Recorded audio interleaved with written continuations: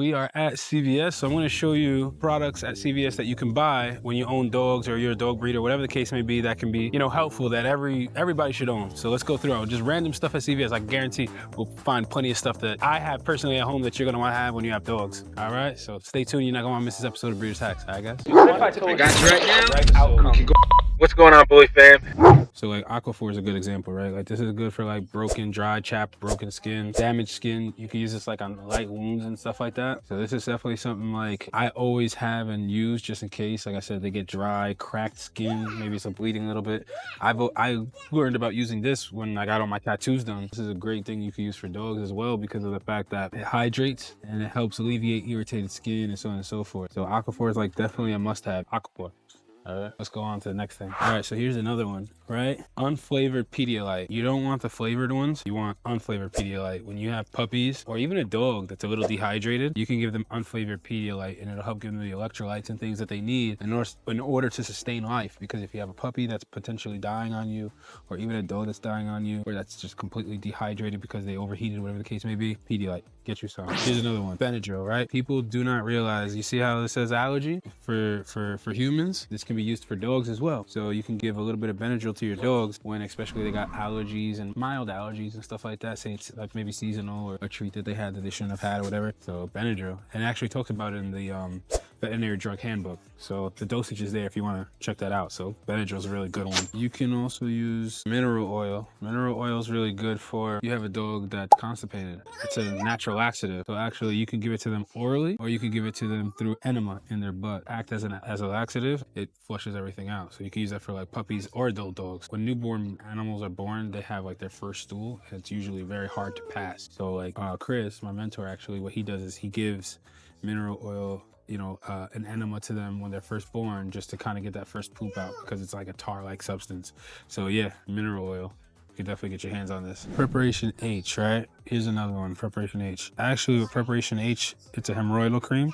So I've used it for dogs that, say for example, after they lactated, their mammary glands stay like out. So it helps tighten up the skin. So you can give this to them after they're done nursing and it helps tighten their breasts so that the dogs, it snaps back a lot better. This is also actually can be used in, I did an episode on it where we're talking about mixing this with a crushed up pill of prednisone, and actually it was a dog that had a vaginal prolapse. So we crushed up the prednisone, mixed it with the Preparation H, and basically applied it onto the dog 2 to 3 times a day.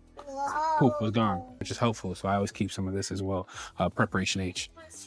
Yeah, for basically with Pepto, you can use this on your dog as well. So like I said, in the veterinary drug handbook, it gives the dosage. If I could find it, I'll put it somewhere here for you guys to be able to see. And if they have nausea, upset stomach, diarrhea, you can use Pepto-Bismol on your dogs and you can try that out. One of the things that you could grab, this is a little bit more advanced, melatonin, right? You want to make sure, double check. I wouldn't go with these gummies. I would go with like a straight up pill. It could be used for like alopecia, which is dark spots on the dog with losing fur. Consult with your vet first on that one before just doing it. But I just know firsthand, I had read that actually this morning, and I had a friend who hit me up about it, that you can use melatonin. Like I said, if they have the other bottle here, I would recommend it. I wouldn't recommend the gummies, but you could use melatonin if the dog is dealing with alopecia. And I'll try to put a picture here so you can see what that is. Another one, vitamin B12, right? Vitamin B12 is really good with helping with the dog's like immune system. I like having B12, especially when I have a dog that maybe, I honestly prefer the injection version, but if I couldn't get my hands on it, I would probably throw some in their food, just a regular capsule. And it really helps with their immune system, their immunity, especially bouncing back if they were sick, if they were going through something, whatever the case may be. Or if I have a dog that, like I said, a stud dog that he went through something and I'm trying to help build him back up, vitamin B12 for sure. Another one, right?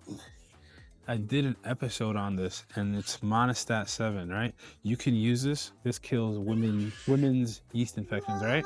But why wouldn't it kill the yeast infection in your dog's ears? So actually you can take Monat 7, put it inside the dog's ear, and actually this will help kill yeast infections. Cool. So another one that you can use, rubbing alcohol, right? So this can be used for obviously like cleaning any wounds and stuff like that on the dog, but also this can be used for cooling down the dog, because dogs aren't effective. They're not really that efficient in cooling themselves down the way we as humans are. We sweat, right? They really more pant out of their mouth and stuff like that. What this does is when you apply it to their paws and to their armpits and things like that, it starts to evaporate, which is the same process that we cool ourselves down when we sweat. It does the same thing for the dogs when you apply it to their armpits and to their paws. So some rubbing alcohol, all right? All right, so the last one that I'll talk about is Hydrocortisone Cream, right? And they sell it like, you know, a general brand, like the actual name brand. And then you could also get it in the CVS brand, right? So what's good about this is like it's an anti-itch cream. So say, for example, you have a dog that's itching its ears because of a yeast infection. Well, we use the Monat 7 for the yeast, but then we would use hydrocortisone cream to actually stop the itching, you know? So you can kind of put it on certain areas where the dog's scratching a lot. You can put it on yourself. I mean, that's what it's for. It's for humans. You can put it on yourself and it'll stop the scratching as well. So this is it here. You can just look for the active ingredient to be hydrocortisone. And it's a very, very, very, very mild steroid that you can use to stop the itching, you know? And I came up with that video myself, actually. Like I said, we mixed Monat 7 with hydrocortisone cream, and the dog stopped itching their ears and it killed yeast infections. So anyway, guys, I hope this information was helpful. I hope it was useful. This is just part 1. I could keep going. We are literally pressed for time. That's the only reason why we're leaving right now. I don't want to keep looking because I'm going to wind up keep getting more ideas. So if you want to see a part 2, let us know. Drop a comment down below. Oh my God, see, this is exactly what I'm talking about, Wilson. This is a must-have. You should have a thermometer to tell when your females are gonna come into heat, or just to know if a dog is sick. This should have been on like #1 on the list. You guys wanna see a part 2, let us know down in the comments below. What things would you pick up if you came to CVS and was gonna get stuff for your dogs? Let us know in the comments. All right, guys, I'll see you guys on the next episode of Breeders Hacks.